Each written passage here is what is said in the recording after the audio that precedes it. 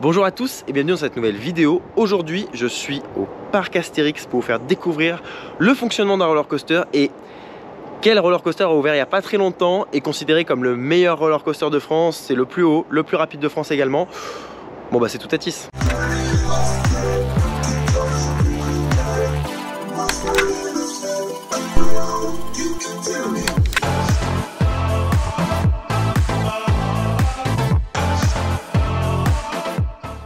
Et cette vidéo n'est pas là par hasard, elle est là pour fêter les 50 000 abonnés de la chaîne YouTube. C'est un palier très important et ça fait plus de 10 ans que je suis sur YouTube et que je m'efforce de partager ma passion, de vous montrer des choses.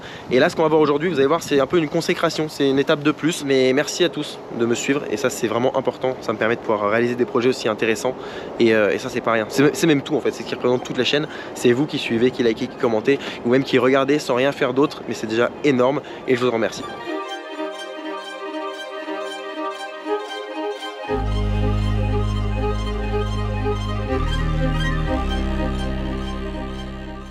Vous l'aurez compris, dans cette vidéo, on va avoir plein de choses à vous montrer. Vous allez voir, il y a de la partie technique, c'est le but, vous expliquer vraiment comment ça fonctionne. Je vais vous montrer des choses qui visiblement ne sont apparues nulle part ailleurs. Je vous chapitre la vidéo si vraiment la partie technique est un peu trop lourde et que vous intéresse pas. Je vous invite à naviguer un peu dans la vidéo et de pouvoir voir des parties qui vous intéresseront davantage, je comprends. Nous sommes actuellement dans la voie de garage de Toutatis, l'endroit où on stocke les trains quand il faut donc faire la maintenance, etc. Vous allez voir, on va vous expliquer tout ça. Je suis donc avec plusieurs personnes, donc il y a des techniciens qui travaillent sur les trains. On a quelqu'un de la communication, Pauline, ainsi que Thomas et Mickaël juste derrière moi, qui sont donc à la maintenance ici. Et vous êtes du coup, vos postes à la maintenance, c'est... Alors moi je suis responsable adjoint. Responsable adjoint. Chef d'équipe, hein. C'est plus simple à comprendre. Ok. Chef d'équipe. Bah pareil, mais plus basé automatisme. Très bien, ok. Voilà. Et donc là, ils vont nous présenter un petit peu tout ça, donc tout ce qu'on va pouvoir voir aujourd'hui dans cette vidéo. Donc là, on commence par la voie de garage, donc ça va être, je pense, fort intéressant. Il y a de très belles choses à voir de l'autre côté. Bon, bah Étienne, bienvenue déjà. Bah, merci. Bienvenue Étienne. dans l'atelier de Toutatis. Déjà à Toutatis, hein, qui est notre nouveauté, hein, notre belle nouveauté de cette année qu'on attendait depuis un moment. On commence directement par le hangar, vraiment le hangar de maintenance. Donc c'est là qu'on range nos trains. Donc on a 3 trains sur Toutatis. Ergonomiquement, c'est pensé pour qu'on puisse travailler dessus. Okay. Donc aussi bien sur la partie supérieure que sur la partie inférieure. Mais il y a quand même une petite subtilité qu'on a sur Toutatis et dans cet atelier particulièrement, c'est qu'on a des voies qui ne sont pas les mêmes qu'en piste.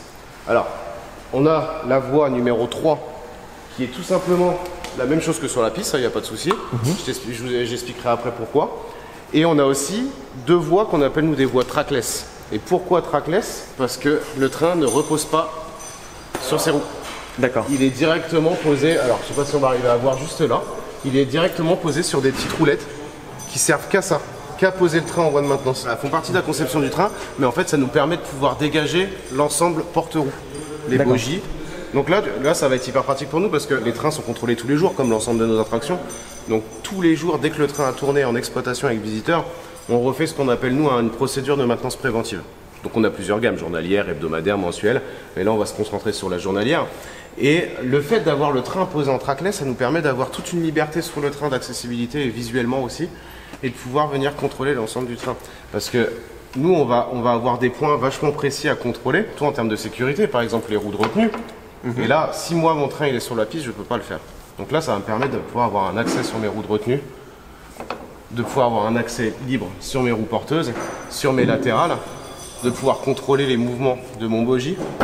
Et ça, c'est intéressant de pouvoir le faire, parce que si j'avais mon train sur une voie classique, je pourrais pas le faire. Et démontage des roues, c'est remplacement des roues. Voilà, exactement. Ah oui, du coup, tu n'as même pas la contrainte. Oui, on n'a pas la contrainte du rail. C'est ça, exactement. Comme dit Mickaël, c'est une accessibilité non seulement visuelle, mais aussi en termes d'approche technique. Pour X ou Y raison, on doit remplacer une roue de retenue latérale ou porteuse.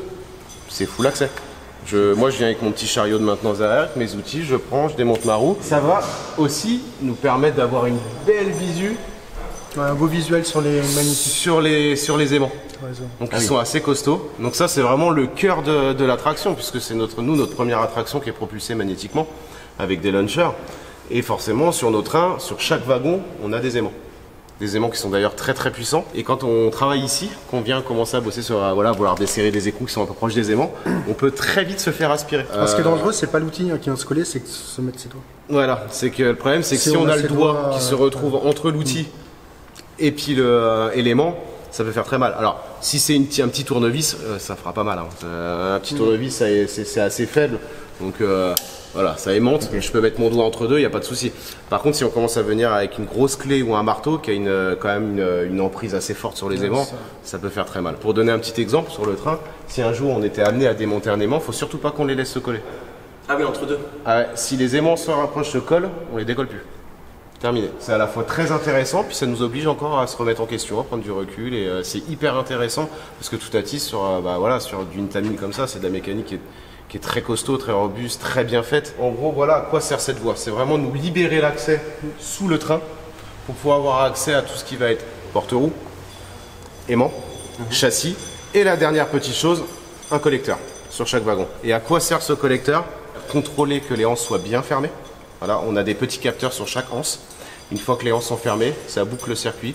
On a un retour en cabine et au process. La faction dit OK, mes harnais sont fermés, je peux envoyer. D'être sûr que c'est bon, quoi. Voilà, et ça permet aussi d'ouvrir et de fermer les harnais. Étant donné qu'on est en propulsion magnétique, on va créer un champ électrique statique qui va être emmagasiné par le train. Du coup, on a des éléments comme celui-là, là, qui permet de décharger le train en fait sur la piste pour éviter des problèmes de perturbation au niveau des lanceurs magnétiques. L'hiver, on voit des petites étincelles derrière les roues. Alors je sais pas, c'est très très rare, mais on voit l'électricité statique, on la voit vraiment. Bon, maintenant qu'on a mis ça en place, ça n'y en a plus trop, mais quand on était au départ en phase d'essai avec un autre système, on les voyait aussi ces décharges sur la piste. Ouais, tout à fait. Il l'a très bien résumé. Ça, c'est encore quelque chose que nous on apprend parce qu'on ne connaissait pas avant. Les trains se chargent énormément en électricité statique. mais pourquoi? Déjà, il y a la vitesse et il y a le frottement, mais il y a aussi une des raisons principales dues aux coasters qui n'ont plus de freins mécaniques et qui n'ont pas de lancement mécanique, c'est qu'ils ne sont jamais en contact. Le châssis ne se met jamais à la masse, il n'est jamais en contact sur une partie ferraille de la... Ah oui, parce que vu que les freins sont des freins où il n'y a pas de friction, il n'y a rien. Voilà. Il n'y a pas de friction. Il n'y a que ça et caoutchouc. Et puis les roues, pareil, les roues ne voilà, se donc pas... en fait, le train est complètement isolé de la piste.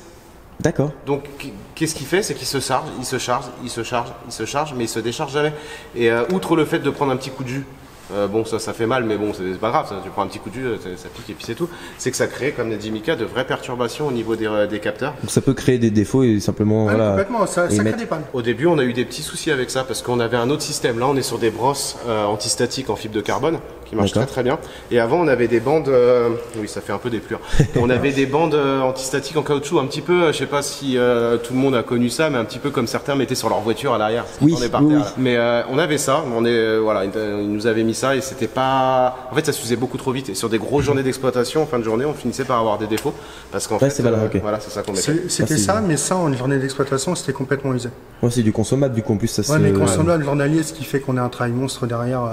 Déjà un travail monstre, parce que c'est sur chaque wagon, on en a deux quand même. Il fallait reprendre les réglages tous les jours, et puis on finissait par avoir des défauts en fin de journée. Parce que le train ne se déchargeait plus. Sur les fermetures minuit, 1h du matin, c'était problématique du coup. Et là, on est passé sur un nouveau système et ça marche plutôt très bien. Donc ça c'est plutôt top. Mais voilà, ça fait partie des choses qui sur un launcher comme ça, sur un coaster comme ça, qui sont nouvelles pour nous. Alors c'est hyper sympa, c'est motivant, c'est des nouvelles choses. Il faut avouer que c'est assez costaud, c'est quand même de la belle mécanique. Sur une tamine, on est plutôt content de ces trains.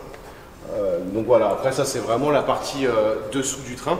J'ai pas mal de choses en plus à te montrer, mais que je pourrais peut-être plus te détailler sur la voie 3. Qui elle n'est pas une trackless. Donc en fait nous on découpe nos maintenances comme ça, on met les trains en trackless, on fait toutes nos vérifs, et une fois que les vérifs sont faits, on bascule le train ici. Et là, je vais te sortir quelques petits outils là, et comme ça je vais un peu te montrer, ça sera plus parlant pour te montrer comment on fait nos réglages, qui est assez minutieux au niveau des roues latérales et des roues de retenue. Je te montre ça.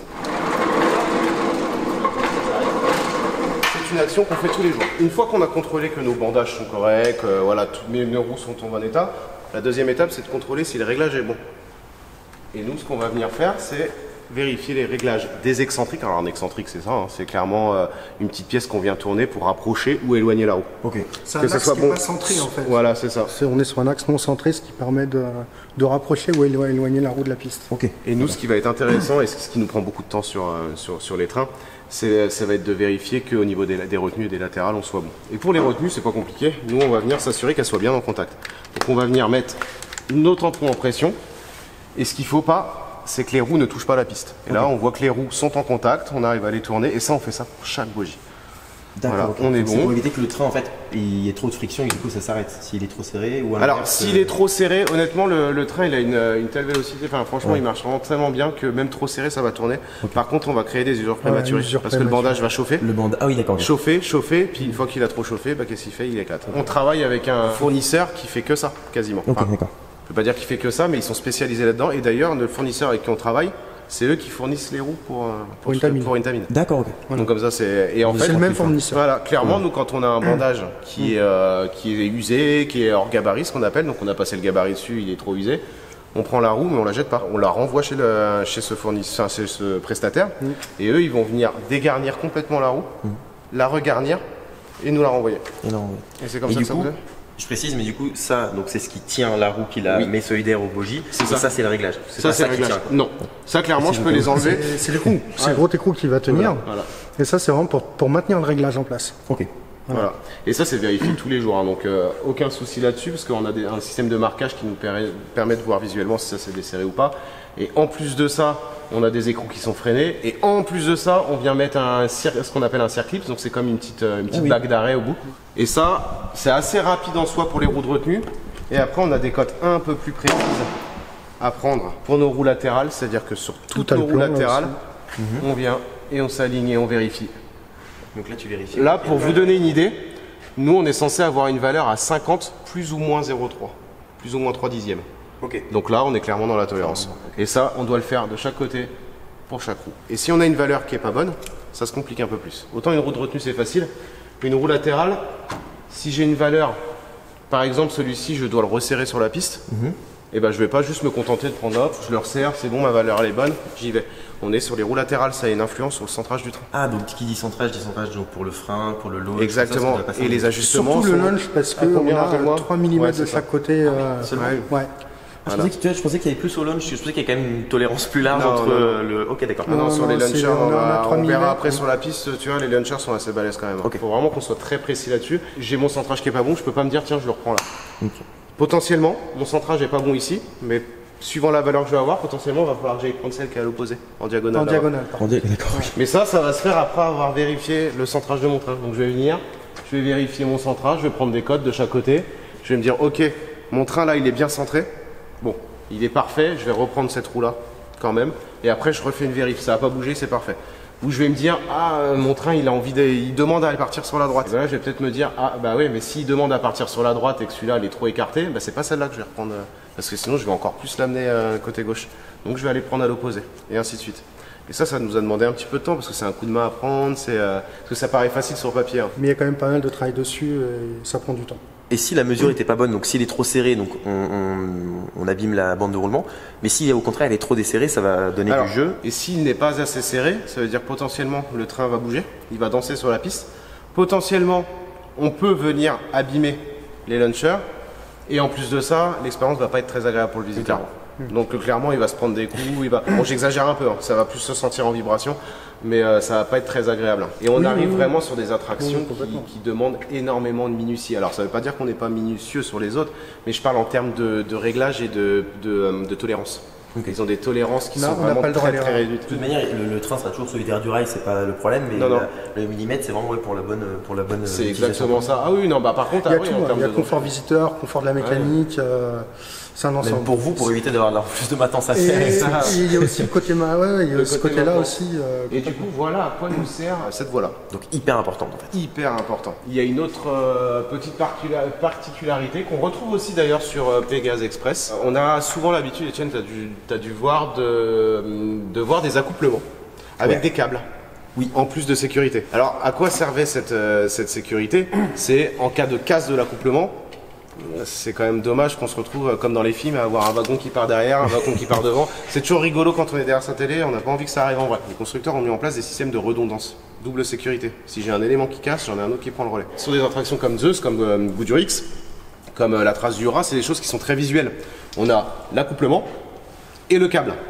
Mais là, on aurait tendance à dire, bah en fait, là ici, ils ont pas Ici, il n'y a pas du coup. C'est quoi, je me suis posé la question. Eh oui, mais voilà, tu m'en as parlé, donc c'est pour ça que je t'en parle. Ils n'ont pas mis de redondance. Et en fait, c'est une redondance mécanique interne. Il y en a une. Et il y en a bien une. Et en fait, on va avoir un axe dedans et un fourreau. Et un fourreau. Alors, c'est difficile à imager, mais vous imaginez un fourreau, un axe. Et c'est pas tout à fait la même matière sur les deux, enfin la même résistance. Si jamais mon axe casse, mon fourreau tient le wagon. Il reste le fourreau. Donc en fait, il y a vraiment une redondance dedans. Il y a une redondance, mais qui est cachée. Il va venir à Arras ici, Arras de l'autre côté, puis on a l'axe qui est juste là. Donc voilà, en plus, si l'axe n'est plus là, on a toujours le fourreau qui tient sur les oreilles. Voilà. Ok, Et d'accord. c'est très sympa sur le papier, mais je vous assure qu'à monter, c'est pas facile. On a fabriqué quelque chose qui est juste derrière la tête de Thomas. Ah oui, pour pouvoir venir accoupler les trains. Pour pouvoir vraiment, parce que là on est au... Ah oui, c'est au dixième. Hein. C'est même pas au moins que dixième ça, du millimètre, c'est même hein. moins que ça. Faut arriver à aligner en fait les oreilles et la rotule, sachant que la rotule elle bouge. Hein. Oui, Donc faut arriver Et les bagues. Et les bagues. Et les en bagues plus, parce qu'il y a des bagues, des bagues deux bagues coniques. coniques. Il faut arriver à aligner parfaitement tout ça C'est un enfer. sur des wagons qui pèsent plusieurs tonnes. Et une fois que c'est bien aligné, il faut venir mettre un fourreau qui est quasiment pas biseauté. Donc tu viens, t'as Ouais, pas de. c'est- Nous c'est suivi tous les jours déjà en termes de déformation, parce qu'on va le voir. S'il y a un problème, ça se alors s'il doit y avoir un problème, on va voir l'axe se déformer ou l'accouplement se mettre bouger. Donc c'est ça, c'est un signe d'alerte. Donc ça, on contrôle tous les jours. Et après, en fait, nous tous les ans, les trains sont démontés. Ils sont envoyés chez Coppel, non, c'est ça? Voilà, exactement. Et eux, en fait, ils démontent complètement. Ces pièces qui sont dites critiques quand même sont contrôlées en CND. En fait, ils vont leur faire par système de radiographie. Il y a plein de systèmes qui existent. Mais en gros, ils vont aller contrôler en profondeur dans la matière s'il n'y a pas de détérioration. Et ça, c'est fait tous les ans. Vous connaissez tellement bien les trains que tous les matins vous faites tourner, vous montez dedans aussi, je crois vous êtes obligé de monter dedans ou pas? Alors, on n'est pas obligé de monter dedans, mais on le fait quand même déjà assez souvent. Pour pas se mentir, c'est une attraction qu'on aime bien faire, donc on monte dedans. Logique. Voilà, ça c'était la petite parenthèse. Des fois, c'est une aide au diagnostic. Oui. C'est une super aide au diagnostic parce qu'on va entendre, des fois on va l'entendre un bruit, mais des fois on va pas forcément l'entendre, mais on va avoir des doutes. Donc on va monter dedans à plusieurs endroits du train, puis on va sentir.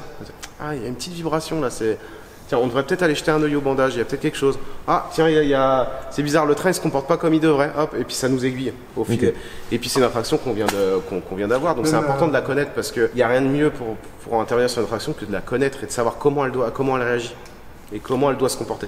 Alors, sur le parc, nous on a la possibilité de monter dans toutes les attractions en pleine journée, en pleine exploitation. Et ça permet de déceler des anomalies. Donc en journée, vous pouvez vous dire, Ouais, on va le c'est faire parce qu'on a un doute sur un truc, on a envie de vérifier un truc ou quoi. On peut- La seule différence qu'en journée, j'y monte pas juste parce que j'ai envie d'y monter. Oui, Je les ai voilà. vraiment. Non. Non, mais là, Non, mais on a un doute, on monte en pleine journée, ah oui, hein, on valide comme ça. Fort. Voilà. Pour résumer un petit peu pour les personnes qui connaissent pas exactement comment se comporte une attraction, je vais m'éloigner un petit peu de ça pour revenir parler des plaques. Ok. Une attraction, faut savoir qu'à n'importe quel moment, l'attraction en elle-même sait où sont positionnés ses trains. C'est où le train, dans quelle zone il se situe, quelle zone il vient de passer, et ça dans un simple but, c'est d'éviter d'envoyer deux trains dans la même zone en même temps. Donc ça marche par bloc ou par zone, hein. On peut parler aussi, il y a plusieurs termes. Et pour résumer très simplement la chose, j'ai ma gare, j'ai ma zone 1 derrière, zone 2, etc. Pour que je puisse envoyer un train dans la zone 1, il faut que ma zone 1 soit libre. Donc il faut que le train qui a été envoyé soit déjà en zone 2.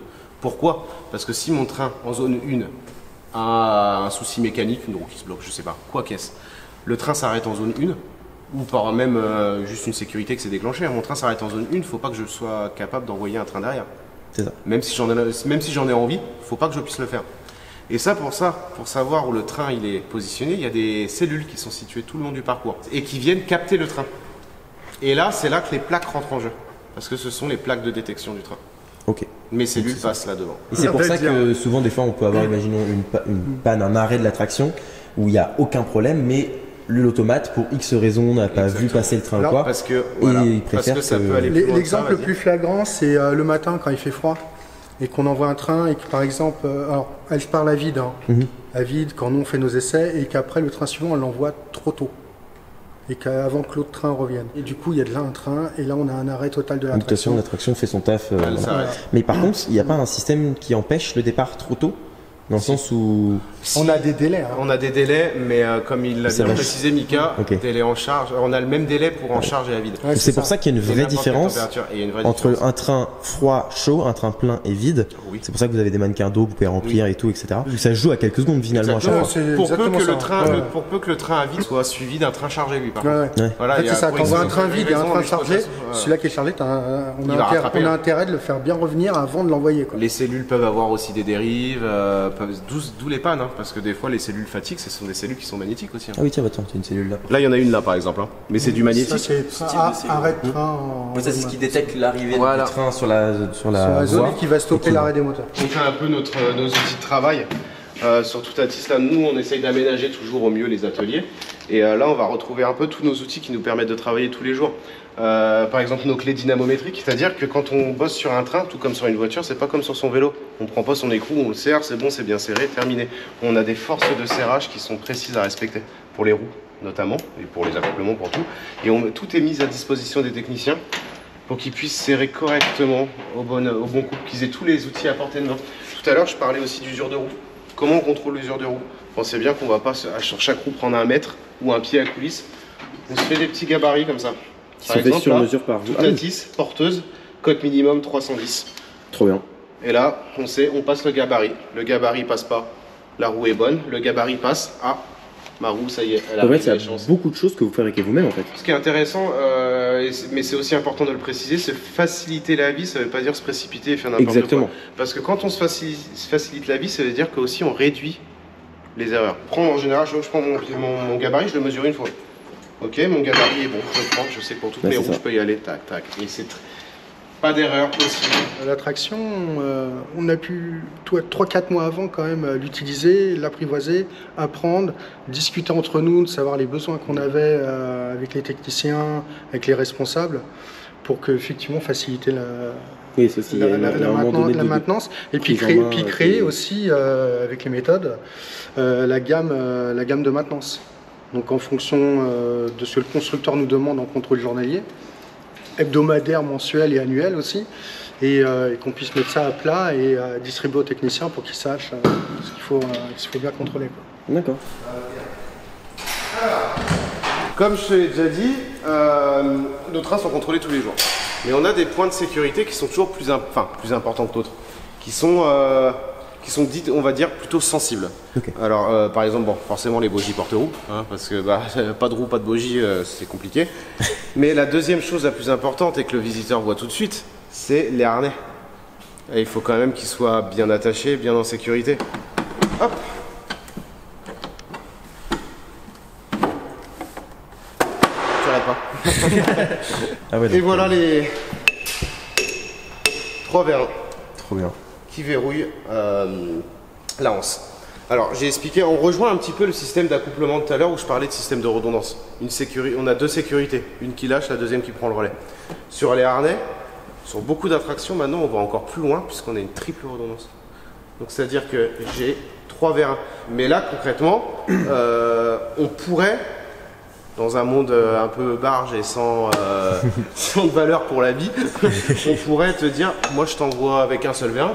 Bon après s'il lâche tant pis, mais bon ça va te tenir quoi. Voilà. Ben nous on en met 3. Enfin nous, le constructeur. Pourquoi? J'ai 3 vérins, j'ai un vérin qui lâche, il m'en reste 2. T'es en sécurité. J'ai 2 vérins qui lâchent, il reste le troisième. T'es en sécurité. Bon, la probabilité pour Voilà. qu'il y en ait déjà un J'ai qui les lâche. 3 vérins qui lâchent, c'est destination finale. Ouais. C'est, à un moment donné, t'as la mort qui te suit avec la faucheuse, tu pouvais rien y Mais, faire. Et vu qu'en plus, tous les jours, ils sont testés, Ouais, c'est ça, ils sont testés tous les ils sont jours. testés tous les jours, donc le risque est complètement de zéro, sachant qu'un vérin ne lâche pas entièrement. Un vérin, il passe pas de... On va l'avoir fui. voilà, il passe pas de je tiens pas du tout et je m'ouvre et je suis complètement libre.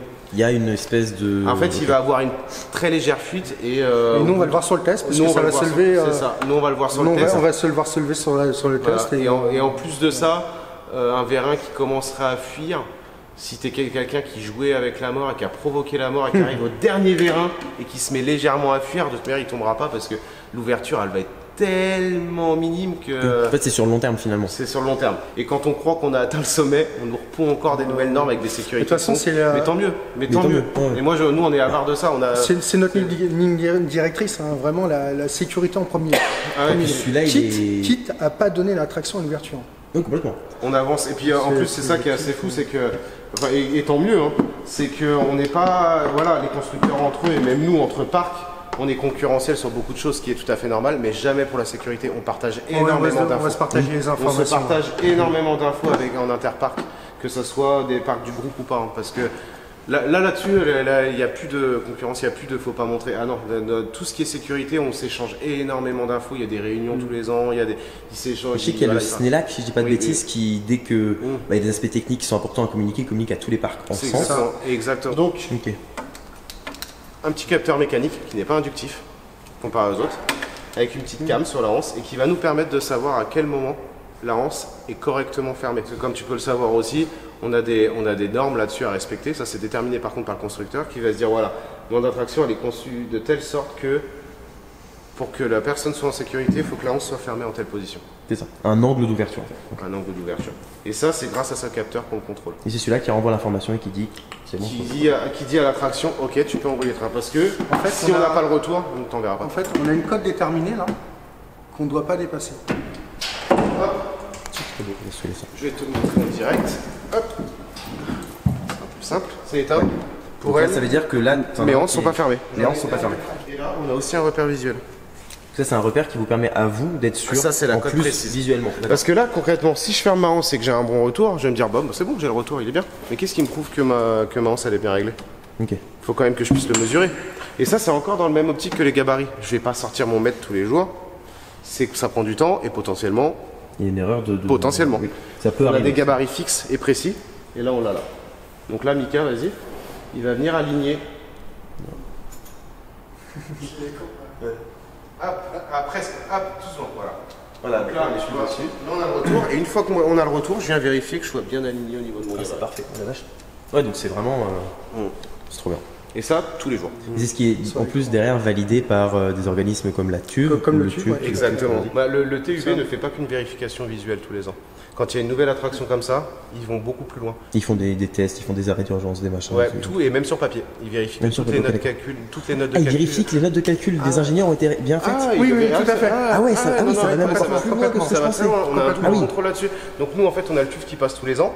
Et à partir du moment où l'attraction est neuve, ou modifiée parce qu'on a refait l'attraction, on l'a modernisée, on a changé le process, X ou Y raison, ils vont demander toutes les études. Nous, on leur demande beaucoup de conseils aussi. Des fois, ça arrive qu'on leur dit ah mince, mais ça, tu me parles de ça, mais et là, il va te dire, ah oui, mais moi, regarde, dans un autre parc, j'ai vu qu'ils ont fait comme ça, ils sont beaucoup moins embêtés. Tous les jours, on va venir contrôler que la hanse ferme bien. Mais là, vous allez me dire, mais ouais, c'est bien, tu contrôles ta hanse, mais est-ce que tu forces assez sur ta hanse? Est-ce que tu forces assez longtemps sur ta hanse? Et est-ce que tu testes tous les systèmes? Et pas pour ça. On a des tests qu'on va venir faire tous les jours. Et là encore, on est rentré dans l'optimisation. Là, il y a Michael qui nous a conçu cette petite armoire. À la base, tu vois la batterie qui est là-bas? Ouais. Il y a une batterie au-dessus qui clignote. On s'aide ça pour tester nos 3 vérins. Ok. Donc il fallait qu'on ait quelque chose de viable et qu'on ait la même force tout le temps avec n'importe quel technicien. En fait, d'être sûr qu'à chaque fois il n'y a pas de différence. Et puis il y a aussi le côté mal de dos, enfin aussi gestes et postures, la santé du technicien. C'est trop beau ça à chaque fois. Et en fait, Michael nous a conçu cette petite armoire qui nous permet de tester les vérins indépendamment les uns des autres et aussi grâce à un outil qui nous évite de tirer sur la hanse. C'est celui-là. D'accord. Donc en fait, je vais en faire quelques-unes. Celui-là. En fait, ça c'est un petit vérin, ce qu'on appelle vérin pompe à gaz. C'est ni plus ni moins ce que vous trouvez sur vos coffres de voiture pour les ouvrir. Ah d'accord. Sauf que ça existe avec plusieurs forces. On parle en newton-mètre. Hein. Donc on a plusieurs forces applicables sur le vérin. Donc nous on a choisi en lien avec Entamine, bien sûr avec le constructeur, une force qui était adéquate. Grâce à ce petit vérin qu'on vient mettre en contrainte sur la hanse. Donc là j'ai mis mon vérin, je ferme, hop. Donc là vous voyez il y a une force qui est appliquée sur la hanse. Oui déjà on voit déjà que c'est remonté. Et là grâce à cette petite console faite par Michael, on va pouvoir tester les 3 vérins qui se situent indépendamment les uns des autres dans le harnais. Donc ça veut dire qu'on va pouvoir concrètement déverrouiller 2 vérins, en laisser qu'un seul déverrouillé. Donc là j'en laisse un verrouillé, 2 déverrouillés, et j'applique une force. Et je vois ce qui se passe. Comme ça, on est sûr que chaque vérin résiste à la force demandée. Et une fois que c'est fait, au bout d'une dizaine de secondes, on passe au deuxième vérin. Donc je laisse le deuxième vérin verrouillé, je déverrouille les 2 autres, et ainsi de suite. C'est ça, on a automatisé la chose pour que ça soit une force constante, que ça soit un temps constant. Et nous, comme ça, en fait, une fois qu'on a lancé le test, donc là, je lance mon test, j'ai plus qu'à me positionner et à observer et à regarder que ça bouge pas. Voilà, ça fait son temps. Et si je vois que ça bouge, je refais le test, je prends une mesure, et là je me dis, ah oui, effectivement j'ai une dérive, j'ai vu qu'il a bougé d'1 ou 2 mm. Tu compares avec les données que tu as sur l'ouverture de la vue. Alors il va avoir un changement de valeur entre les vérins. Hop là, on vient de passer à un autre vérin. Là on est sur un autre vérin, mais donc ça a bougé, mais l'objectif c'est quand il est sur ce vérin que ça bouge plus. Ouais. Ok, d'accord, c'est ça, à chaque fois, donc là quand tu auras le troisième vérin, il va remonter. Il va remonter. Mais là au moins ça te détaille les 3 vérins. Ah, donc tu vois en plus à chaque fois lequel est testé techniquement. Oui. Bah, là t'es sur le deuxième. Là t'es sur le deuxième là. Et on va passer, là il va s'éteindre bientôt, là, et voilà. Ok. Hop, et là on passe au dernier. Incroyable. En fait, concrètement, je le regarde moi visuellement, mais on pourrait aussi laisser, parce que le système est tellement bien fait qu'on pourrait le laisser faire tout seul. Et si ma hanche se relève de trop, je vais plus être devant le capteur, et en fait mon test va échouer. Donc, ok, d'accord. Là le test il est fini, hein. Test OK, en vert. Là. Okay. En vert. Et là si Thomas il fait un reset, il te relance. Voilà. Là, il va me dire, bah ah non, oui, parce que du coup, il a plus la bonne ouverture. Et oui, et on a dépassé le capteur. Donc là, en fait, l'objectif, c'est qu'on dépasse pas le capteur. Sur ces tests-là, sur ces 3 vérins-là. Ah ouais, donc c'est vraiment... Ah oui, non, c'est vraiment très pointu. Voilà. C'est dingue. Donc là, un petit reset, attention à vous. Incroyable. Et voilà.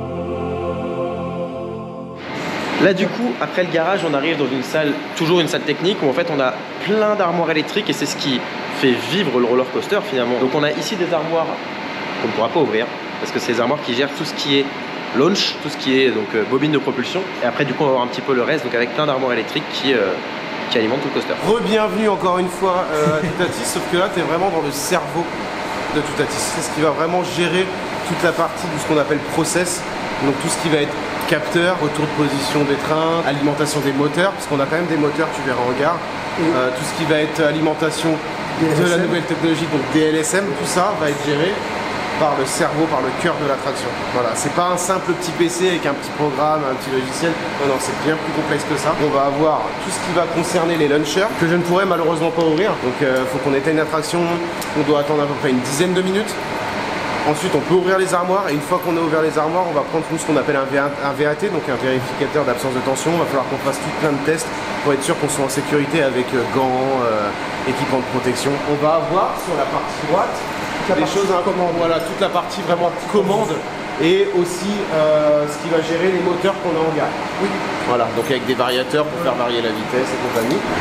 Parce que le cerveau de l'attraction a aussi son cerveau principal. C'est le cerveau du cerveau. C'est le cerveau du cerveau. Il est là, derrière. On va avoir les automates. Wow. Ça va vraiment être cette partie-là. Et ça, c'est les deux CPU. Voilà. Les 2 CPU où on a tout le programme. Ok. Il faut imaginer ça comme un arbre. Alors, je pense qu'on peut le décrire comme ça. On va avoir le tronc qui est vraiment là. La base du cerveau qui est là, c'est le tronc. Ça, c'est la moelle épinière, elle est là. Et après, on part sur plusieurs branches dans le process pour alimenter, pour donner des ordres, parce que ça c'est vraiment un cerveau, donc ça donne des ordres, ça donne du 1 ou du 0, pour donner des ordres par exemple aux variateurs, pour leur dire top, on y va, c'est à ce moment-là, pour dire au démarreur top, c'est ce moment-là, pour dire au launcher hop, go, c'est à ce moment-là qu'on envoie la sauce. Et ça, donc ça envoie les informations, mais ça en reçoit aussi énormément, parce que toutes les cellules qu'on va avoir sur le parcours, elles reviennent ici. Sur des anciennes attractions, on se retrouvait avec un automate et une rangée d'entrées-sorties avec une multitude de câbles qui arrivent au même endroit. Sauf que ça c'est faisable quand on a une installation qui est là et la partie moteur qui est juste à côté là. Ouais, là je peux y aller.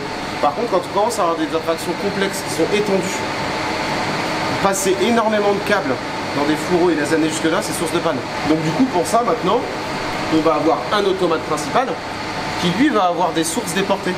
Donc je parle en langage un peu plus simple, et qui va aussi recentrer les données de la zone pour les renvoyer en un seul câble ici. Et ça sur chaque zone. Et après on va vraiment avoir l'automate principal qui va tout gérer. On a même un petit ordinateur qui permet de pouvoir faire de la lecture sur le programme. J'insiste bien sur le côté lecture, parce qu'on ne peut pas modifier le programme. C'est une aide au dépannage, on peut lire le programme et s'aider. Et se dire, ah tiens, j'ai un défaut dans cette zone-là, mais pourquoi il est arrivé? Dans quelles circonstances il est arrivé? Et qu'est-ce qu'il aurait fallu qu'il se passe pour pas qu'il arrive? Mon attraction, je prends le PC, je l'enlève, je le débranche, elle peut tourner. Je vulgarise. C'est pas le PC qui fait ton attraction. C'est pas le PC qui fait ton attraction, ça c'est vraiment une lecture. Mais en aucun cas on peut modifier un programme, parce que comme l'a dit Mika, on a ce qu'on appelle une safety. Donc c'est un programme qui est sécurisé, verrouillé par un code, par un mot de passe. Voilà, par un mot de passe que seul le constructeur peut. Parce que seul lui est habilité à faire des modifs. Chose qui fait quand l'attraction arrive. L'attraction arrive, il la donne, il la met. Le programme est déjà tout fait. Et le constructeur est là pendant plusieurs mois, de février, ça devait être par là, jusqu'à avril, où l'attraction a commencé à faire ses premiers tours. On avait quelqu'un d'Intamid qui était constamment là avec son PC et qui faisait tourner les trains vides et qui ajustait le programme. Pam, pam. Et à la fin, une fois que ça c'est fini, il verrouille le programme, par un code, ce qu'on appelle une signature, et d'autres programmes est envoyé à un organisme de contrôle, donc tu valide, terminé.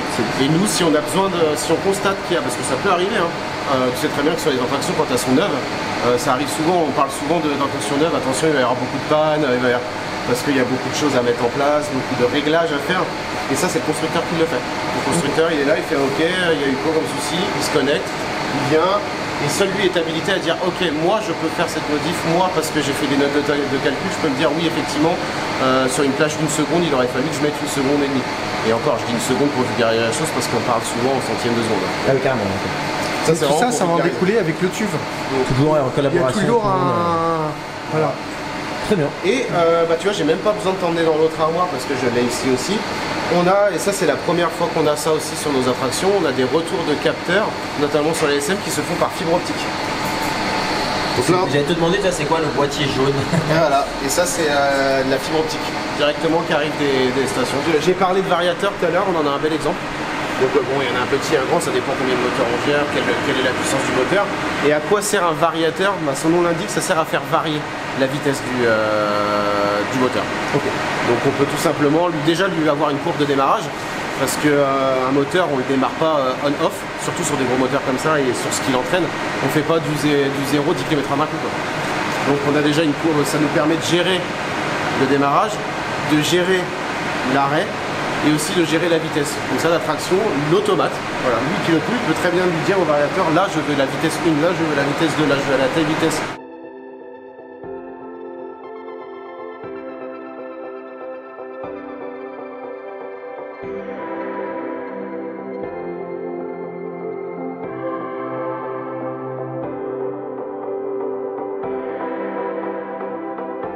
T'étais avant dans le cerveau de Toutatis, maintenant t'es vraiment dans le poste de pilotage, nous ce qu'on appelle les cabines, opérateurs. On va retrouver plusieurs choses dans la cabine. La chose principale que tout le monde voit et que tout le monde est toujours intéressé et se pose 1 milliard de questions, c'est là où quasiment tout se passe d'ailleurs, c'est le poste de pilotage de l'attraction. Alors, comment se présente le poste de pilotage? On va avoir toute une partie pilotage, je me répète beaucoup mais c'est ça. C'est vraiment là-dessus que l'opérateur va faire ses envois de train, ses ouvertures de portillons, fermeture de portillons, les anses et compagnie. Alors ce qui est assez drôle quand on a une vue d'extérieur, c'est que ça peut paraître complexe parce qu'on voit tout un tas de boutons et on se dit waouh, ça doit être dur parce que l'opérateur il est obligé, il doit être là en train de faire des combinaisons de étoile plus triangle, waouh il a fait un truc de fou. Non vraiment, en fait c'est vraiment hyper simple. Pour la bonne et la simple raison, c'est qu'il faut se dire qu'en général, un opérateur se sert que de 2 ou 3 boutons maximum sur tout ce qui est là. Ok. Déjà, on peut commencer à épurer. Là, on n'a pas des boutons, on a des voyants. Donc ça, ce n'est que des retours d'infos. Par exemple, là, un retour sur la fermeture des portillons. Ok, parce que là, on voit très bien la gare. Voilà, exactement. Un voyant qui va me dire, attention, les harnais sont ouverts. Un voyant de dispatch qui va me dire ok, tu peux envoyer ton train suivant de la manière dont il clignote. Et ça, ce n'est que de l'information. Ici, on a toute une partie qui sert pas pour le moment. Ça, c'est pour des messages préenregistrés, donc je suis pas sûr que ça ait été mis, vu que nous on s'en sert pas des messages préenregistrés. Ça, c'est les messages pour par exemple veuillez avancer dans la file d'attente, veuillez donner vos affaires. Exactement. Et là, une partie que l'opérateur va n'utiliser qu'une fois à sa prise de poste. Il va arriver, il va faire son automatic start, il va confirmer sa gare, et après il gère tout avec des joysticks. Très bien. Et là les joysticks c'est fait pour que ça soit logique. Quand dans la logique, je suis ici, quand je vais envoyer mon train, j'envoie mon train. Tu fais une impulsion sur les deux en même temps, c'est bon. Les deux en même temps, pourquoi les deux en même temps? Faire exprès. C'est, voilà, exactement. Je me lève. J'ai bougé. Ben, mon train il part pas. C'est pas possible. Mon train il part pas. Je me lève, je regarde. Oh merde, j'ai appuyé sur le joystick. Le train part pas. Très bien. Faut une action vraiment voulue et contrôlée. Je prends mes joysticks. J'envoie mon train. D'accord. On va avoir aussi. C'est tout simple. Hein. J'envoie ou j'arrête mon train. C'est-à-dire que ça, c'est arrêté, c'est si à un moment donné, tu veux l'arrêter à la gare. Ça peut être un visiteur qui était hyper emballé pour faire Toutatis, tu commences à vouloir envoyer le train, et puis d'un seul coup le visiteur fait une crise de panique, ça peut arriver, j'ai peur finalement, Toutatis est peut-être un peu trop fort pour moi. Ou quoi, okay. Voilà, hop, l'opérateur arrête son train. C'est très logique, enfin faut toujours que ça soit ergonomique. Ça rejoint un petit peu ce qu'on voit un peu en maintenance. Je vais pas m'amuser à mesurer mes roues. Je prends un gabarit, c'est plus facile, c'est ergonomique et ça évite les erreurs. C'est exactement pareil pour du pilotage. Je vais pas m'amuser à faire des combinaisons de boutons et tout. C'est invitable, c'est pas possible. Très simple. Départ, arrêt. Point. Et ensuite, ouverture des harnais. Ah oui, d'accord. En plus, ça joue là-dessus. Ah ouais, ouverture des harnais. Après, les harnais ici se ferment tout seuls. Il y a certaines attractions où il faut les fermer nous-mêmes. Donc là, il va les fermer. Mais là, ici, c'est pas le cas. On fait que les ouvrir. Ouverture des portes. Fermeture des portes. Là, regarde. Hop. Ah oui, on les voit bouger en plus, c'est trop bien. T'as une vue somptueuse sur la gare ici, tu vois vraiment super bien. Et encore la lumière est allumée en cabine. Si on éteint la lumière, on peut encore mieux. Sur la gare et sur toute la voie. Ah oui, c'est vrai que quand t'es ici. Ah oui, d'accord. Et oui. Ah oui, donc là-bas on a toute la voie de freinage. Donc hop, ok, trop bien. Donc voilà, c'est aussi simple que ça. Donc voilà, ça peut paraître vraiment complexe, mais en fait c'est tout con. Départ, arrêt, ouverture des harnais. Ouverture des portillons, fermeture des portillons. Okay. L'opérateur ne fait principalement que ça. Quand tu dis que le harnais se ferme tout seul, c'est qu'il y a un timer qui fait que le harnais se... Oui. D'accord, incroyable. Exactement. Et voilà, en tant que pilote, il se charge de ça. Et il a aussi, bien entendu, comme toute installation automatisée, un arrêt d'urgence. C'est logique. C'est logique, c'est tout à fait normal. Nous allons avoir notre petit panel view là. Et ça, c'est une lecture de l'automate qui va nous renvoyer des informations utiles au pilotage. D'accord. On va avoir par exemple toute la liste des actions et des éventuels défauts. C'est un historique ça, de toutes les actions qui ont été faites. D'accord, ok. Ouais. Ça c'est... Alors là, vu que l'attraction n'est pas démarrée, je l'aurais pas. Mais concrètement, après, quand l'attraction est démarrée, je fais un départ, pouf, j'ai un départ. Je fais un arrêt, j'ai un arrêt. Tout est enregistré. Et donc là, tu vois aussi, quand il y a un train en gare, tu vois quel... Exactement. C'est la même chose que sur l'écran que tu as sur le cas. Ok, d'accord, c'est une... Okay, en plus, nous, il y a le côté tactile où à la main, on peut ouvrir qu'un wagon. Ce qui est très pratique. Et voir aussi si un défaut arrive, donc là il n'y est pas parce qu'il n'y a pas de défaut, mais il y a un petit onglet en plus où on peut appuyer quand il y a un défaut, et ça va nous permettre de voir les défauts. On va avoir, comme Mika t'a dit, une décomposition du train qui est en gare, et quand tout à l'heure j'ai montré l'action d'ouverture des anses sur le joystick, c'est pour ouvrir toutes les anses du train. Mais on peut aussi ouvrir indépendamment les wagons les uns des autres.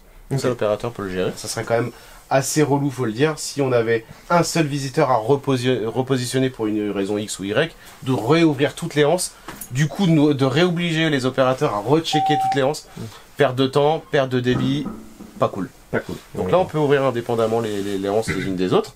On va pouvoir aussi avoir une information sur les zones. On en parlait tout à l'heure, des blocs zones sécurisés par les cellules, voilà. Et ben là on a un retour. Là-dessus. Sauf que là toute la piste est verte. Pourquoi elle est verte? Parce qu'elle est complètement libre. Oui, il n'y a pas de train. Il n'y a pas de train. Si je mets un train en piste, j'ai ma zone en question qui va s'occuper en rouge. Et je vais pouvoir suivre mon train. Très bien. Ok, qui vont se découper, se découper en lunch 1, lunch 2, block break, waiting, gare. Enfin, c'est vraiment toutes les zones de l'attraction. Je reviens sur l'écran après. Là, pour l'instant, je te parle vraiment de la partie opérateur et après, on va aller un petit peu plus loin dans l'écran parce que tu vas voir qu'il y a quand même mal d'informations qui sont hyper intéressantes pour nous en technique. L'opérateur sur Toutatis, c'est ça, c'est une première. Il peut avoir aussi accès à plusieurs choses via un petit écran qui gère le... Comment expliquer ça? C'est le show control. C'est le show control, voilà. Show control. C'est des nouveaux termes, des fois j'ai encore... Donc ça c'est tout ce qui est show control, donc c'est un peu du spectacle. Hein. Donc on va avoir tout ce qui va être associé à la lumière et au son. D'accord. Et pas que de l'attraction. Et tout est pilotable. Ah mais toute la zone. C'est toute la zone là. D'accord. Ouais.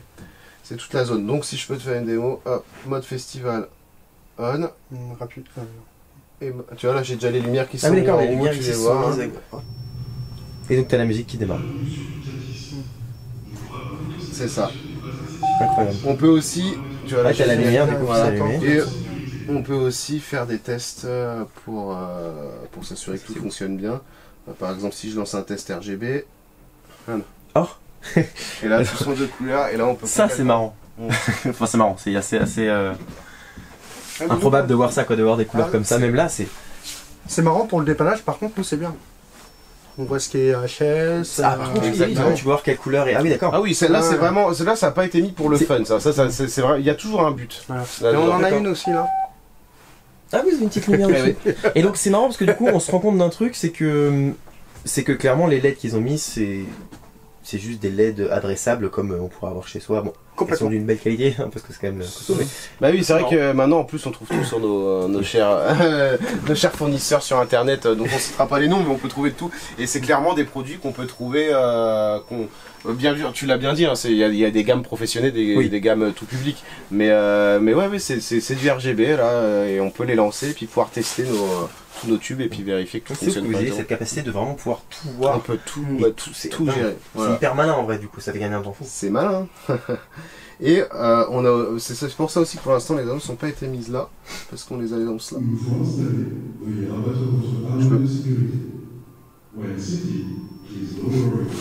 Et ça se lance entièrement. Et celle-ci on n'aime pas la mettre. Non. L'annonce d'évacuation. Oh. Le but c'est nous on vient, on regarde, non il n'y a pas d'empreinte, ça n'a pas été utilisé, c'est pour ça. Et au show control on a aussi une nouvelle chose. Alors je vais faire la bascule maintenant en opérateur côté technique. Ok. On a toutes nos zones rouges nous, ici. Ce qu'on appelle les zones rouges, c'est des zones dangereuses où le train passe à des endroits où voilà, on pourrait, si une personne s'y trouvait, pourrait se faire percuter, qui sont sécurisés et grillagés et contrôlés. Voilà, donc là j'en ai plusieurs. J'ai toutes mes portes d'accès qui sont contrôlées, donc en temps réel, l'opérateur peut savoir si toutes ces portes sont bien fermées. De toute manière, si une des portes s'ouvre, l'attraction s'arrête. Oui, ça c'est... Oui. En fait, voilà, si une porte est ouverte par un acte malveillant, on va dire, quelqu'un arrive, force la porte et l'ouvre, ça revient ni plus ni moins qu'un claquer arrière d'urgence en cabine. Ça a le même effet sur l'attraction. C'est pareil. Pareil. Par contre, si moi je suis pas malveillant, j'ai envie de rentrer dans la zone, alors que l'attraction tourne, je peux faire une demande d'accès sur cette porte. Donc je vais venir faire ma demande, et là au lieu de faire un arrêt d'urgence, l'attraction va s'arrêter correctement, va faire redescendre tous les trains, va m'autoriser à ouvrir la porte. Donc à un moment précis, tu peux ouvrir la porte. Je peux ouvrir la porte, ça va passer au rouge. Par contre, l'opérateur en cabine ne pourra plus envoyer de train. C'est colossal en termes de sécurité, mais surtout de praticité pour vous. Ah oui. L'utilisation, c'est dingue. Et bah en plus, on est sur une attraction qui est vachement étendue, donc ça serait quand même ballot qu'on ait une porte qui s'ouvre à un endroit, qu'on soit obligé d'arrêter, puis qu'on soit obligé de chercher pendant une demi-heure quelle porte a été ouverte. Quoi. Là, c'est vraiment tout est centralisé et tout est à portée de vue et tout est ergonomique. Voilà. J'ai un défaut. Ah oui, c'est là. Qu'est-ce qui s'est passé? Ah mince, j'ai une porte qui est ouverte. C'est rapide, efficace.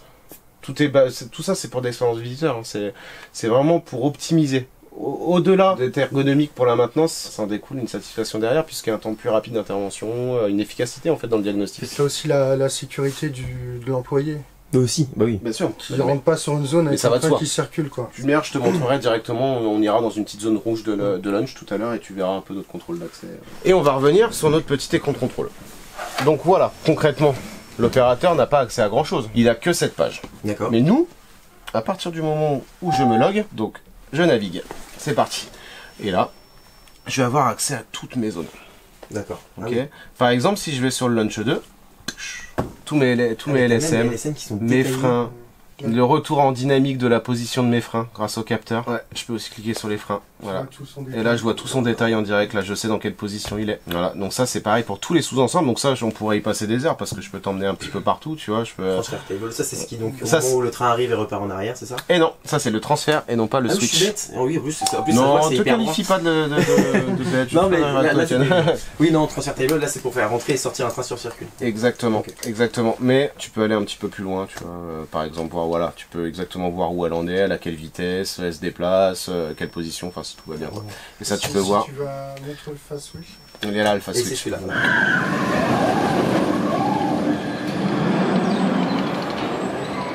Toutes les valeurs de position. Ah oui, et tout ça. sa position exacte au millimètre. Exactement, et qu'on peut réinitialiser de temps en temps pour lui refaire un apprentissage. Qu'elle repart à sauver à 0. Je vais l'amener en butée sur côté lunch 1, et hop, je vais lui dire c'est bon, là je suis bien en butée, ok on rentre les valeurs. Et après, Je vais l'emmener en butée côté lunch 2. Et là, pareil, c'est bon, je suis bien embuté, hop, je rentre mes valeurs, ok, ma table, elle a fait un apprentissage, on est ok. Donc ça, c'est tout plein de choses que je peux faire, tous les capteurs. Les tests. tous les capteurs. Tous les capteurs, les LSM. Voilà, ça va, toutes les infos sur les LSM. Ouais, bah là, je peux avoir s'il y a des éventuels défauts, là, tout est ouvert, donc ils sont nickel, mais LSM. Parfait.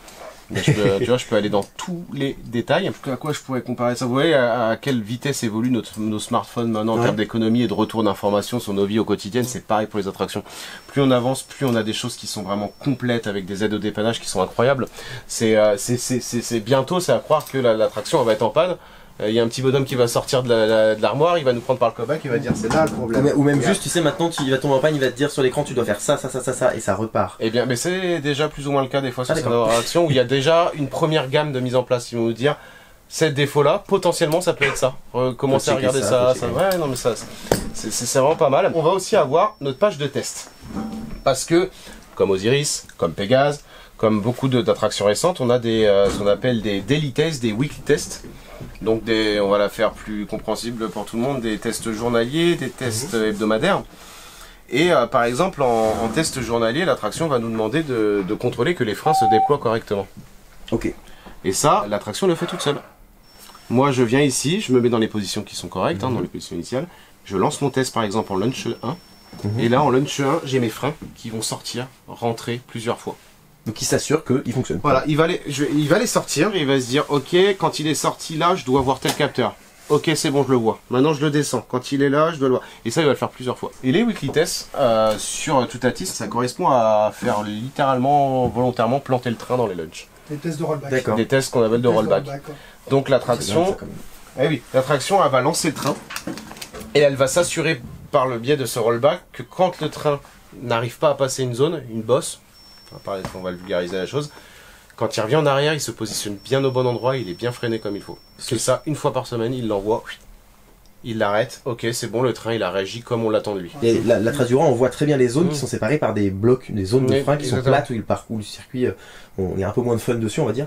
L'avantage ici, c'est qu'il n'y a pas ça, c'est que c'est sur les zones de propulsion où le train peut s'arrêter, fait office de zone de frein, d'où le test qui est hyper important. Qui est hyper important, déjà, on a des rollbacks et des freins. Alors moi, j'ai dit que les freins, je vous ai dit à un moment donné, ici, on n'a pas de contact, il n'y a pas de frein mécanique, mais là, pourtant, je t'ai dit, on teste quand même si les freins sortent bien et rentrent bien.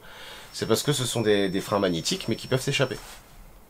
Ça serait quand même ballot que j'essaie de propulser mon train avec mes freins magnétiques sortis. Il y aurait un peu comme le poisson qui se prend la queue. Donc en phase de propulsion, mes freins sont rentrés sous la piste. Et là, si souci il y a, ou si le frein doit être freiné, les freins sortent, le train est freiné. Très bien. Qui d'ailleurs, si je dis pas de bêtises, est protégé en cas de coupure de courant, des choses comme ça, il remonte automatiquement. Exactement. En fait, c'est ce qu'on appelle la sécurité positive, si je me trompe pas.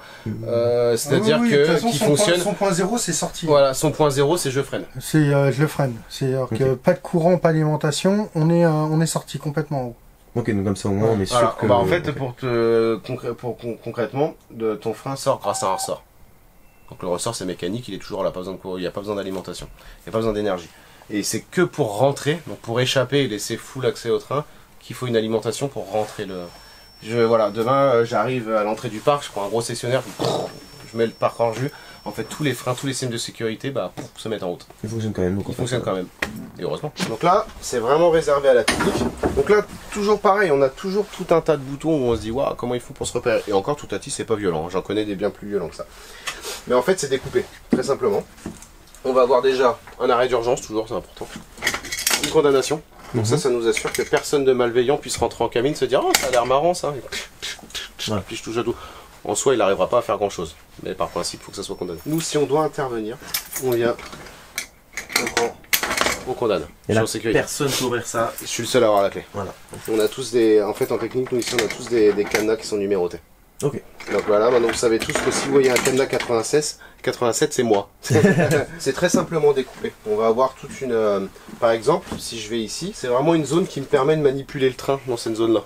Voilà, okay. ça correspond à ça. Avancer gare, reculer gare, avancer zone d'attente, reculer zone d'attente. Point. Ça permet de pouvoir piloter le train d'ici. Voilà. Hop, ça c'est fait, on a assimilé ça, on l'oublie.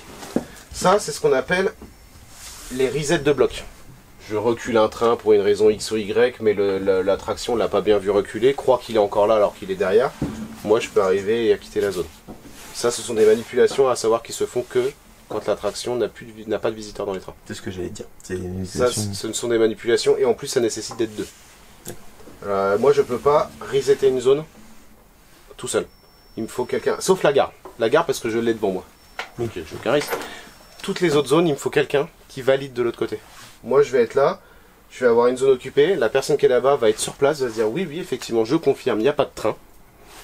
Je demande le reset de la zone. Moi, je confirme. Dans ces instants-là, c'est la sécurité de la machine parce que, comme tu dis, les visiteurs sont de toute manière pas dedans. Toujours, même si en soi, il n'y a aucun risque parce que c'est tellement contrôlé et surcontrôlé. Oui. Mais nous, on va toujours chercher le oui, mais. Ouais, mais ça, si se passait ça. Oui, mais ça. Alors on aurait tendance à dire ouais c'est bon t'en fais un peu trop. Non, on n'en fait jamais trop dans la réflexion. Zéro risque. On n'en fait jamais trop dans la réflexion quand on parle de sécurité. Donc faut toujours penser à l'éventuelle petite chose qui pourrait se passer si là avec des si on peut le faire. Et après là on va avoir tout ce qui va être la traction en marche, donc le mode ride, donc ça va nous permettre de savoir si elle est bien en fonction, si elle n'a pas un défaut général aussi, parce qu'on a deux retours de défaut. De basculer la traction en off ou en on. De passer en mode manuel, automatique ou reset zone. C'est juste des sélecteurs. Et ça, c'est ce qu'on appelle, nous, notre petit passe-partout. C'est le dispatch maintenant, ça. Ça nous permet d'envoyer les trains tout seuls. D'accord. Sans avoir une validation sur Ouais. laquelle. Nous, en maintenance, quand on exploite la traction, enfin, quand on l'exploite pas, du coup, mais quand on la fait tourner à vide, on n'a pas besoin de cette sécurité parce qu'on n'a pas de hanse à checker. Mais sauf que, du coup, pour que nous, on puisse envoyer le train sans cette validation, je reprécise encore une fois, en mode maintenance sans visiteur, on peut le faire grâce à ça. Puis après, il y a beaucoup des fois de boutons qui n'ont pas de grosse utilité à la traction. Là, j'ai un test voyant, c'est vraiment purement pour moi. Regarde, c'est bon, C'est pour voir que c'est sûr. Ouais, c'est vrai que c'est fait par logique, ça je l'ai pas expliqué, mais c'est toujours dans la logique. C'est-à-dire que les boutons sont jamais mis.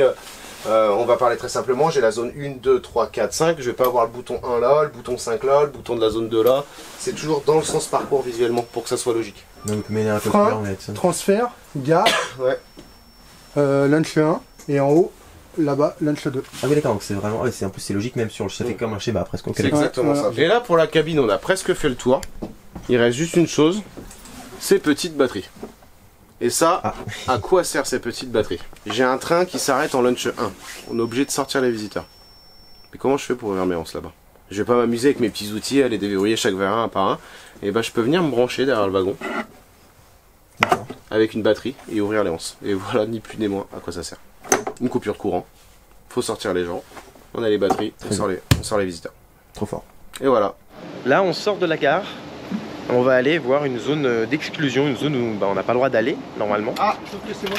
Clé, s'il vous plaît. Non, je viens donc. Un beau spot là. Et voilà. Du coup, comme je t'expliquais, là, je vais t'emmener dans une zone rouge et nos contrôles d'accès. Donc là, moi, je vais venir faire ma demande d'autorisation, mais l'attraction étant ouverte, il va me la donner tout de suite. Je viens, je cadenasse. Hop. Et là, il te dit c'est bon, en gros. Ma porte, en gros, ma porte est déverrouillée électroniquement, donc là, je peux ouvrir. J'ai quand même une clé en plus. Hein. Et donc, tu as un cadenas qui empêche tout départ de train. Alors, à partir du Non, moment où c'est une porte est ouverte, De toute façon, Bon, oui, oui. c'est ce que tu disais. C'est sûr. donc là, je suis verrouillé, c'est-à-dire que personne ne peut se dire tiens, j'enlève le cadenas et je referme la porte. Ouais, c'est pour éviter qu'on se fasse enfermer à l'intérieur en fait. Ah oui. Ah oui, d'accord, ok. Et là, je vais t'amener au niveau des lunchs. Donc là, on est vraiment dans la zone lunch 2. Et là, si on continue tout droit, là-bas, on va avoir le top hat. Donc on a une première zone de lunch et une deuxième zone de lunch qui se situe juste derrière. Ok. Et voilà à quoi ressemble. Alors, c'est pas hyper impressionnant, mais voilà à quoi ressemble un stator, hein, un LSM. C'est tout simplement ce bloc. Alors, pour vulgariser la chose, hein, c'est un bloc de résine. Hein. Par contre, dedans, il y a un bobinage. Oui, c'est une enveloppe quoi. Voilà, il y a un bobinage et quand on vient l'alimenter, ça crée un champ magnétique. Et c'est ce qui propulse le train en repoussant les aimants qui sont sur le train. De ça, tu as le système du water cooling qui est dedans aussi. Voilà. Tu as le système de du water. refroidissement qui est dedans. Système de refroidissement qui est dedans. Il y a un système de refroidissement, donc on voit la station de refroidissement qui est là-bas, Ah d'accord. au glycol. Donc de l'eau, enfin c'est pas du glycol pur, hein, c'est de l'eau glycolée. Hein. Il ne faut pas qu'on dépasse les 20 degrés, on va dire, au niveau des. Sur les bobines. Sur les bobines. Et pourquoi Voilà. on refroidit les stators au glycol? C'est parce que ça chauffe énormément. En fait, on envoie une forte tension dedans qui passe dans un bobinage et qui crée un champ magnétique. Et ça chauffe. Beaucoup. Et pour garder la même capacité de propulsion, pour garder un bon rendement, il faut que ça soit refroidi et maintenir une température constante. On va aussi avoir ces petits capteurs qui sont vraiment ça par contre liés au LSM. Ah, ça c'est un capteur. C'est un capteur magnétique qui va permettre de pouvoir capter la vitesse, la position du train entre les stators et de pouvoir synchroniser les stators. Ok. Les fameux trains magnétiques qui eux n'ont pas besoin d'être alimentés. Ouais. C'est tout simplement une nappe de cuivre, hein. Il y a sûrement un alliage, mais je vais vulgariser la chose. Ça, quand ça passe dans les aimants, ça ralentit le train. Alors après, ce qu'il faut savoir avec des freins magnétiques, c'est que ça n'arrêtera jamais un train à la vitesse 0. Par contre, ça réduit fortement sa vitesse, proche de 0 en fait. On arrive quasiment à l'arrêt, mais le train peut continuer à glisser et à rouler dessus. Okay. Et en plus, ce qui est relativement efficace avec des freins magnétiques, c'est qu'il n'y a presque aucun réglage à faire. Enfin, il n'y en a aucun. Le constructeur fait ses calculs au début, se dit voilà, mon train arrive à telle vitesse, fait potentiellement tel poids, il me faut autant de freins. Point. Après, qu'il fasse froid, que le train aille plus ou moins vite, que le train soit plus ou moins chargé, on sera toujours aussi efficace en freinage. Parce que ce qu'il faut savoir sur des freinages magnétiques, c'est plus on arrive vite, plus c'est efficace. On est sur des freins qui peuvent se descendre. D'accord. Parce que là on est quand même sur une zone de lunch, donc il n'y a aucune raison de freiner le frein. Nous ce qu'on veut c'est le lancer. Et on a quand même sur la traction quelques freins qui sont statiques. On en a quelques-uns qui sont fixes. Bah, ceux sur le top hat. Hein. Exactement, ceux du top hat et en zone de freinage avant la table de transfert de l'autre côté. Donc quand tu sors de la gare, tu fais ton lunch 1, ta première zone, et après tu arrives au fast switch. Tu es propulsé une première fois, tu montes en haut du top hat, tu redescends, tu es repropulsé une deuxième fois, au du spike, tu es repropulsé une troisième fois, tu passes le top hat. Et là, je sais pas si tu as remarqué, tu as vraiment dans les parties basses les launchers, et sur toute cette partie haute, c'est que des freins. C'est que des freins là-dessus, effectivement. Pourquoi que des freins? Sachant qu'on est dans une zone où on va être propulsé. On envoie le train, la table se referme mal, le fast switch, il faut bien arriver à freiner le train. Surtout quand il arrive de là-haut, il arrive à pleine vitesse. Et en fait, on a tous ces freins qui vont se relever. Le train va commencer à être ralenti dans la première cuvette, va continuer à être ralenti quasiment à une vitesse 0, à une vitesse quasiment nulle, tellement nulle qu'il n'arrivera même plus à monter la côte là-bas, il va se stabiliser ici. Donc le train pallier au fait que les freins magnétiques ne peuvent pas arrêter complètement un train, bah vous vous êtes dit on va le foutre dans une partie basse du Exactement. Okay. Et en fait un frein magnétique n'arrête pas un train, mais attention ça le met quasiment à vitesse 0. Oui. Donc à partir du moment où tu l'as fait mourir dans une cuvette, il ne remontera pas. Hein. Oui c'est logique, il ne remontera pas, le train est en sécurité. Les bobines de launch peuvent aussi freiner le train.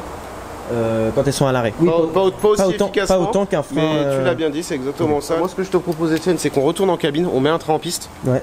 On se fait un petit. Donc là, du coup, on ressort de la zone de propulsion. Très intéressant à voir. Ces petites bobines, ces petites choses. Bah, regardez là, on a la table de transfert derrière. Pas du tout. On a le fast switch. Et ce qui est intéressant, du coup, bah, c'est que là, on va voir. Bon, tout est très intéressant, mais ce qui est encore plus intéressant, on va dire, ce qui, je sais pas, une petite valeur un peu. Pour moi, une valeur encore plus grande, c'est de voir le...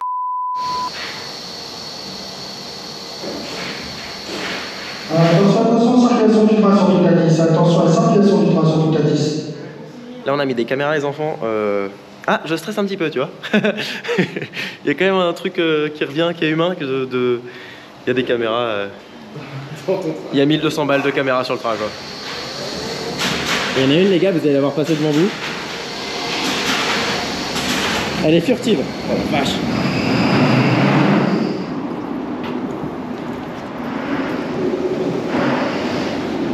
Là, le train passe. Elle est toujours là. Vache. Ouais, c'est bon, elle est là. Parce que là, vraiment, on a un poil peur. Enfin, un poil peur. Si, quand même. Enfin, moi, oui, mais. Ah bah, moi, c'est la première j'ai confiance, mais. Ici, donc, il y avait un truc qui ressortait, c'était fixable, on s'est dit pourquoi pas. Puis là, il n'y a personne et tout machin, c'est aussi pour ça qu'on en profite. Ah oui, ouais, moi je précise bien que ce genre de fixation, moi je ne le fais pas quand il y a du monde toujours là. Ah oui, parce qu'il y en a une devant aussi, j'ai quand même oublié. J'avais oublié, il y en a une devant aussi. Le train, c'est un train 560. Hein. Il y a la Go 3 devant, la X3 derrière. Et la Go 3 est encore là. Et là, ce qu'on va faire, moi je suis confiant, je pense que ça a tenu. On revérifie les fixations toujours à chaque lancement. Très bien.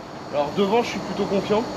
Ouais. Fixation GoPro, enfin il y a... Qui a fait 35 grammes la caméra, donc celle-là ça va. Là, tu vois oui, qu'elle juste est là. en train de filmer. Et derrière, je revérifie les tirages et puis go. T'aimerais bien savoir. Hein. Elle est là. Regardez, il y a une caméra là. Et elle filme toujours. Et elle filme toujours.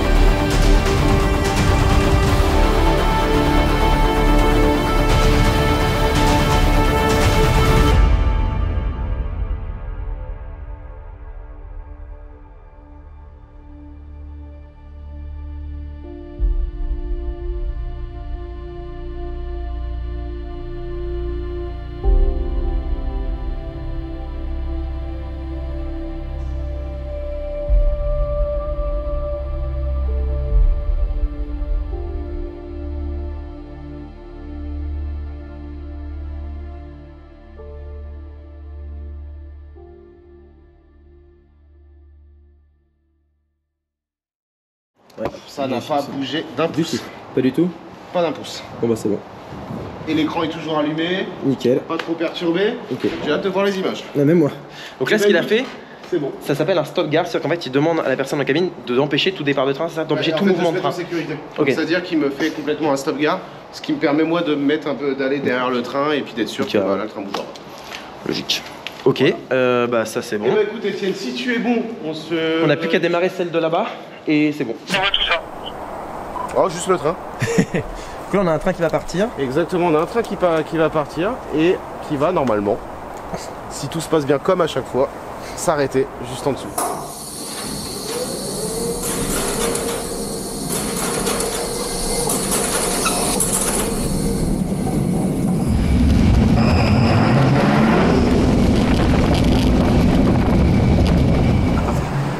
C'est parti. Donc là, les freins descendent, ok.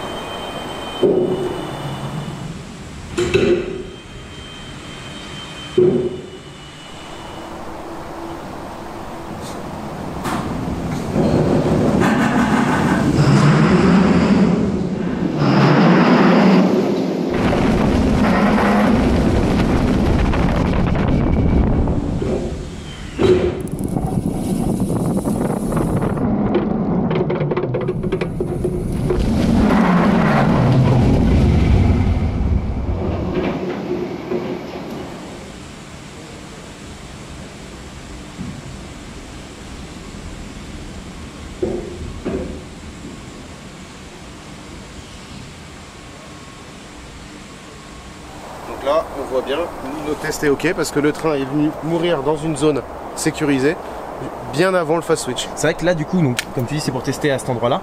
Le fast winch, il a encore déjà une belle distance, mais surtout, il y a encore cette pente-là à remonter. Bien sûr. Déjà que je me suis dit, je me suis posé la question, est-ce qu'il va vraiment passer cette partie-là? Il la passe évidemment. Bah bien sûr. Mais en fait, ouais, c'est. Thomas, tu peux commencer la procédure. Ok, eh ben on se dirige pour repositionner le train. Et bah écoute, maintenant ce que je te propose Etienne, c'est qu'on aille remettre le train en bonne position. Ouais. Donc ça se passe et en cabinet ici, donc nous on va aller là. Ouais. Et comme ça, une fois que Michael aura relancé le train, je lui redemanderai de lancer le train, puis nous on va aller se mettre dans la zone, en limite de zone rouge en bas, au niveau du fast switch. Et comme ça tu pourras et voir le fast switch et le train passer à bonne vitesse bien devant nous. La caméra est toujours là. Et la caméra est toujours là. Regardons ça. On en profite.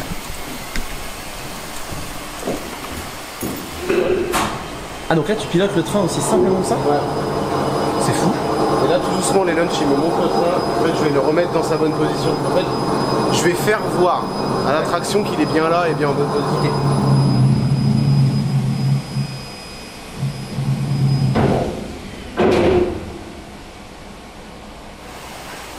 Mika, est-ce que c'est bon pour toi? Est-ce qu'il a rechopé la bonne position? Négatif. Non, c'est pas bon. Ok, parce que là j'ai fait un reculé à fond. Bah, vas-y. Et avance.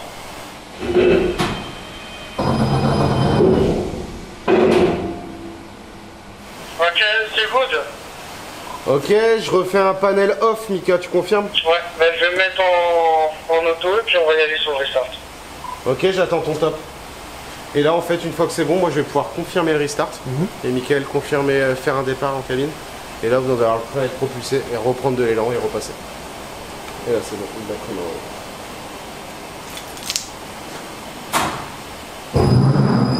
Tu peux rester là, hein, tu vas avoir un peu d'ici, moi j'ai reculé.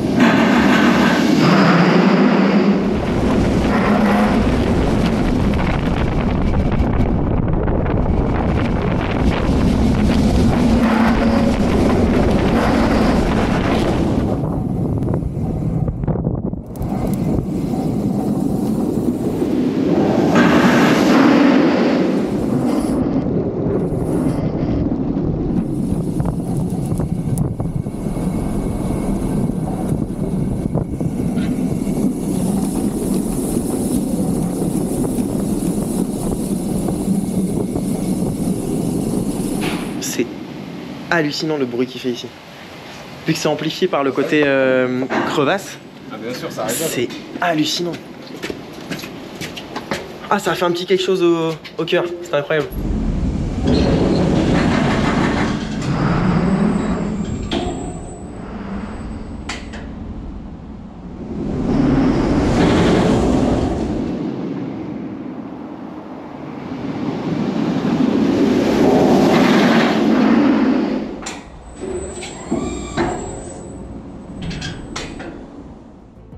C'est qu'on fasse un tour ou deux. Avec grand plaisir. Moi je vais en faire un aussi.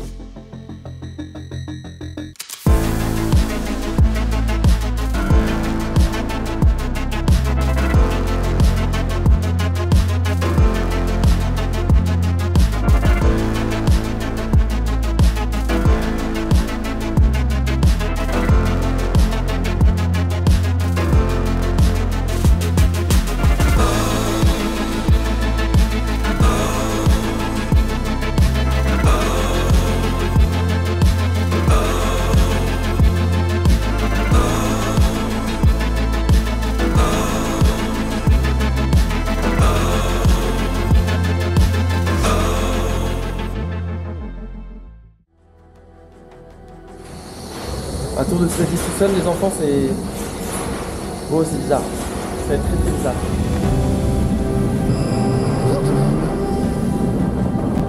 Tout seul dans tout statis. Ça n'a aucun sens. Regardez derrière moi, ça n'a aucun fucking sens.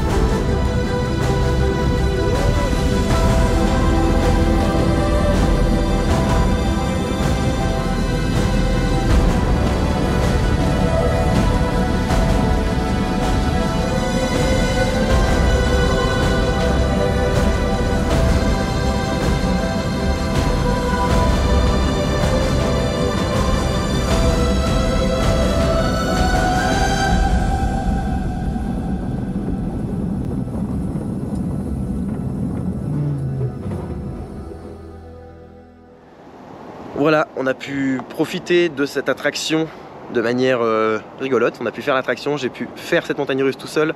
Ça c'est bizarre hein, quand même. Hein. On va pas se mentir, c'est très bizarre d'être tout seul dans un roller coaster. Évidemment, je tiens à remercier infiniment le parc Astérix pour cette opportunité. C'est absolument dingue. Je vous remercie vous d'être toujours plus nombreux à suivre cette chaîne YouTube et donc d'être 50 000. Je peux me permettre de faire des projets comme ça, c'est juste dingue. Je remercie donc infiniment et tout particulièrement Mickaël et Thomas qui étaient là aujourd'hui avec nous pour nous montrer, pour me montrer un petit peu comment fonctionne l'attraction. Pauline de la com qui est encore avec moi à l'heure actuelle. Et voilà, et puis les personnes qu'on a pu croiser. Mais en tout cas, c'était complètement dingue. Et pour la petite anecdote, Thomas était mon chef de stage, mon directeur de stage, quand j'étais en 3e, il y a un peu plus d'une dizaine d'années. Donc c'est assez incroyable. Voilà, donc ceci étant dit, je vous remercie d'avoir suivi la vidéo jusqu'au bout. Je vous dis à bientôt pour un prochain épisode, soit en DB World, soit une vidéo dans un parc. D'ici là, soyez enthousiastes. Salut!